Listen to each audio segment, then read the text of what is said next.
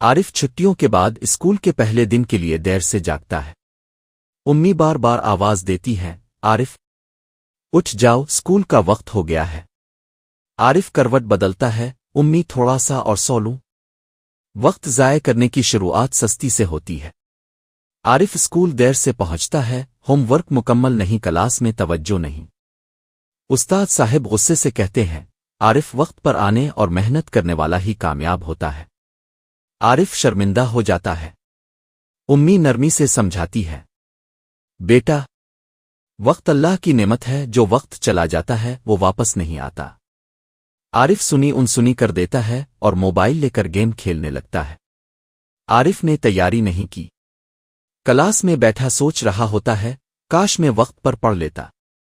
امتحان میں سوالات مشکل لگتے ہیں اور وہ کم نمبر حاصل کرتا ہے۔ سب بچوں کو انعام ملتا ہے، حارث کو ٹاپ پوزیشن۔ عارف کے چہرے پر شرمندگی اور پچھتاوا ہوتا ہے۔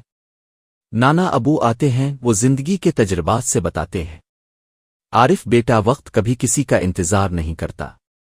اگر تم وقت کو ضائع کرو گے تو وقت تمہیں ضائع کر دے گا۔ عارف فیصلہ کرتا ہے کہ وہ آئندہ وقت کی قدر کرے گا۔ صبح جلدی اٹھنا، ہوم ورک مکمل کرنا، نماز وقت پر پڑھنا اور کھیل کا وقت الگ رکھنا سیکھتا ہے۔ اس بار عارف محنت کرتا ہے، وقت کی پابندی کرتا ہے اور امتحان میں اچھے نمبر حاصل کرتا ہے۔ استاد صاحب اور امی خوش ہو کر اسے شاباش دیتے ہیں۔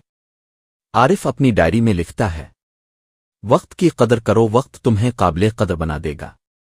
سبق: وقت اللہ کی بہت قیمتی نعمت ہے۔